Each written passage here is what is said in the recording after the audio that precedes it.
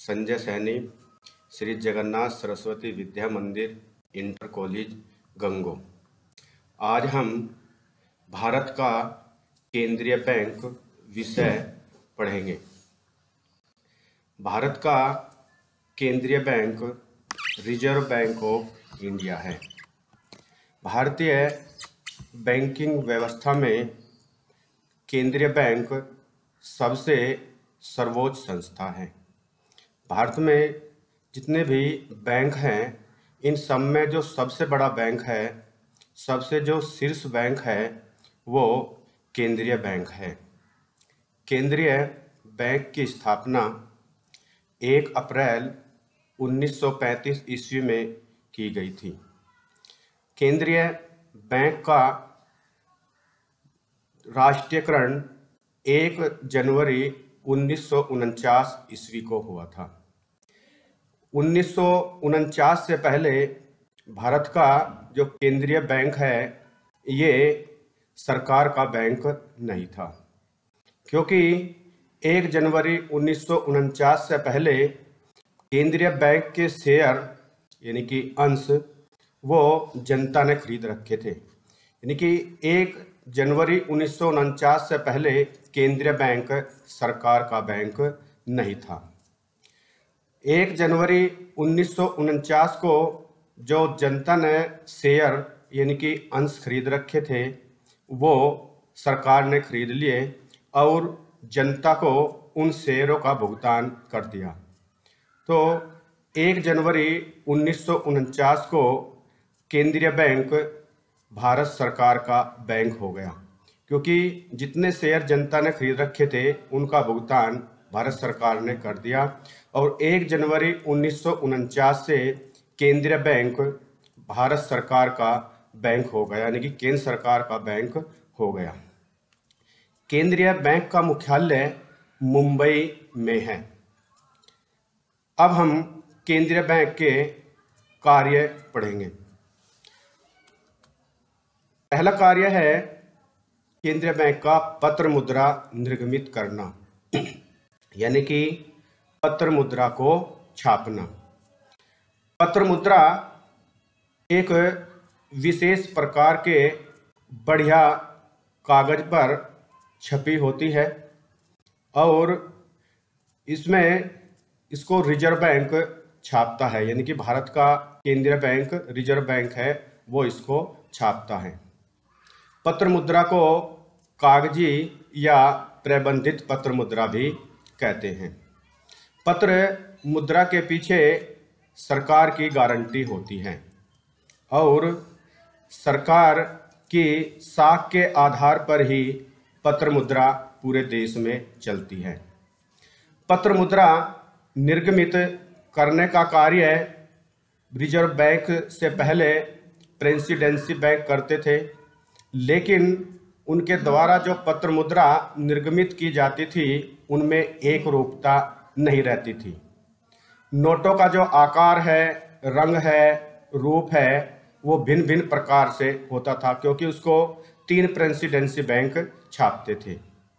लेकिन 1 अप्रैल 1935 में जब रिजर्व बैंक की स्थापना हुई, तब से अब तक पत्र मुद्रा को निर्गमित करने का कार्य रिजर्व बैंक करता है।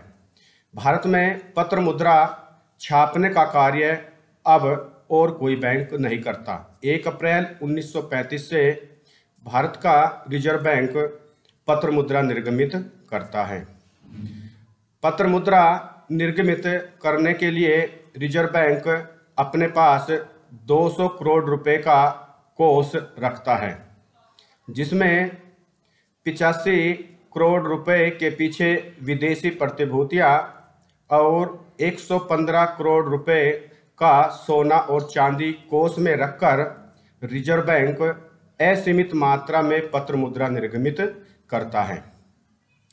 रिजर्व बैंक 1 रुपए के नोट को छोड़कर अन्य सभी प्रकार के नोट रिजर्व बैंक द्वारा छापे जाते हैं और इन सभी नोटों पर भारतीय रिजर्व बैंक के गवर्नर के हस्ताक्षर होते हैं। 1 रुपये का नोट भारत सरकार द्वारा छापा जाता है और उस पर भारत सरकार के वित्त सचिव के हस्ताक्षर होते हैं। यानी कि जितने भी प्रकार की पत्र मुद्रा है, 1 रुपये के नोट को छोड़कर सभी प्रकार के नोट भारतीय रिजर्व बैंक द्वारा छापे जाते हैं। नोट छापने का कार्य नोट निर्गमन विभाग द्वारा किया जाता है।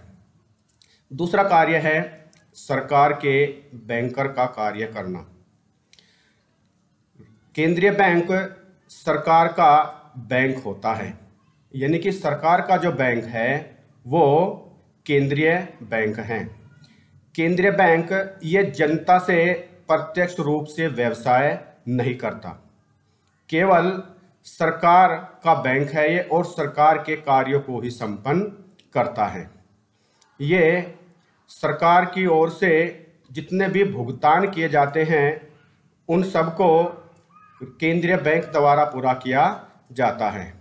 यानी कि जो केंद्र सरकार के कर्मचारी होते हैं, जो केंद्र सरकार की तरफ से जितने भी समस्त भुगतान होते हैं या केंद्रीय सरकार के लिए जो धन की व्यवस्था करता है, ऋण की व्यवस्था करता है, सार्वजनिक ऋण की, वो केंद्रीय बैंक ही करता है। और उन सार्वजनिक ऋणों का लेखा जोखा रखना, समय पर मूलधन व ब्याज का भुगतान करना, ये सब केंद्रीय बैंक द्वारा ही किया जाता है। इसलिए जो केंद्रीय बैंक है वो सरकार का बैंक होता है। केंद्रीय बैंक सरकारी कोषों को यानी कि सरकारी धन को एक स्थान से दूसरे स्थान पर भेजने का कार्य भी करता है। तीसरा कार्य है बैंकों के बैंक का कार्य करना। केंद्रीय बैंक बैंकों के बैंक का कार्य भी करता है। केंद्रीय बैंक भारत की बैंकिंग व्यवस्था में सबसे बड़ा बैंक है। यानी कि जो भारत में जितने भी बैंक हैं इन पर जो नियंत्रण रखने का कार्य करता है, इनके लिए दिशा निर्देश देने का कार्य करता है, वो केंद्रीय बैंक करता है।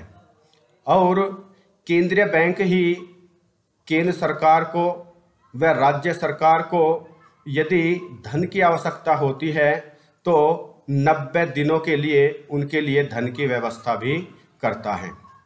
इन जितने भी भारत में बैंकिंग व्यवस्था है, यदि इनकी स्थिति संकट में आ जाती है और इनकी आर्थिक स्थिति खराब हो जाती है, इनको धन की आवश्यकता होती है, तो ऐसी स्थिति में केंद्रीय बैंक इनके लिए अंतिम ऋणदाता के रूप में भी कार्य करता है और इनको ऋण देता है।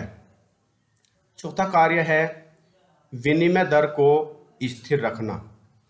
विनिमय से अभिप्राय है विनिमय दर से एक देश की मुद्रा को दूसरे देश की मुद्रा में बदलना। केंद्रीय बैंक एक देश की मुद्रा को दूसरे देश की मुद्रा में बदलने का कार्य भी करता है। इसके लिए केंद्रीय बैंक विदेशी मुद्रा को बेचता है और खरीदता है, जिससे विदेशी विनिमय दर में स्थिरता बनी रहे। पांचवा कार्य है साख नियंत्रण करना। देखिए, भारत में जो साख नियंत्रण का कार्य करता है वो केवल केंद्रीय बैंक ही करता है। यानी कि साख का ज़्यादा देश में प्रसार न हो और न ही साख का संकुचन हो।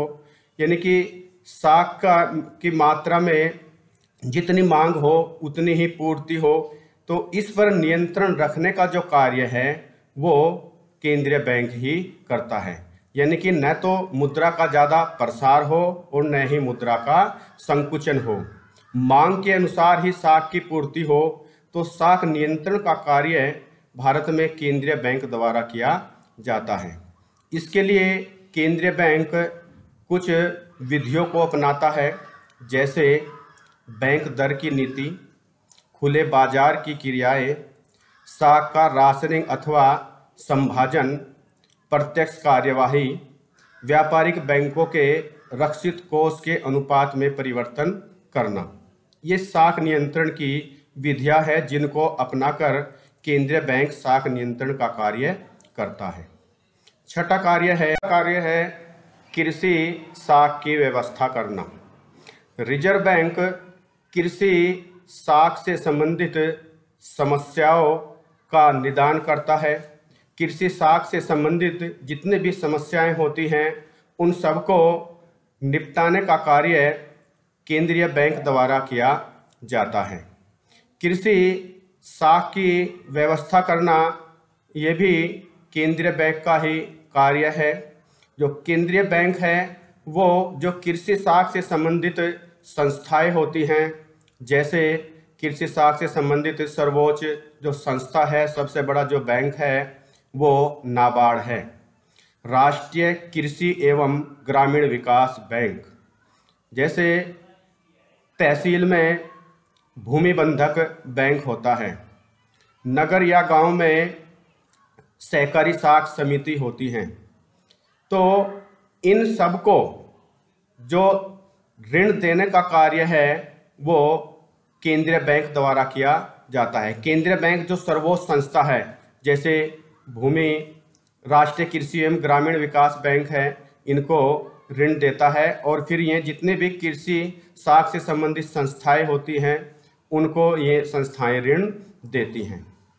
यह बैंक कृषि उत्पादन को रखने की व्यवस्था भी करता है।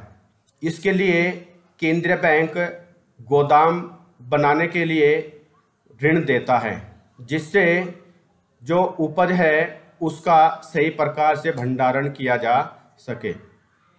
सातवां कार्य है केंद्रीय बैंक का समाशोधन गृह का कार्य करना।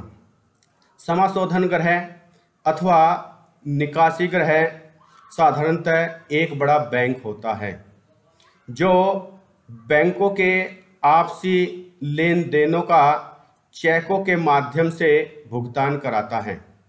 जिस नगर में 5 बैंकों की शाखाएं होती हैं वहाँ पर केंद्रीय बैंक एक समाशोधन गृह खोलता है और उन बैंकों के दिन भर के जो आपसी लेन देन होते हैं उनको बिना 1 रुपया दिए लिए केवल चेकों के माध्यम से उनको निपटाने का कार्य करता है। 8वां कार्य है आंकड़े एकत्रित करना तथा उन्हें प्रकाशित करना। केंद्रीय बैंक जो आर्थिक जगत से संबंधित जो आंकड़े होते हैं उनको एकत्रित करता है, यानी कि इकट्ठा करता है और उनको फिर प्रकाशित करने का कार्य करता है, जिससे आर्थिक जगत से संबंधित सूचनाएं व्यापारियों तक पहुंच जाती है और इन आंकड़ों की सहायता से व्यापारी लोग अपने व्यापार की स्थिति के बारे में सही निर्णय ले सकते हैं। आज का टॉपिक यहीं पर समाप्त होता है। अब इससे आगे का टॉपिक अगले टर्न पर हम आपसे शेयर करेंगे।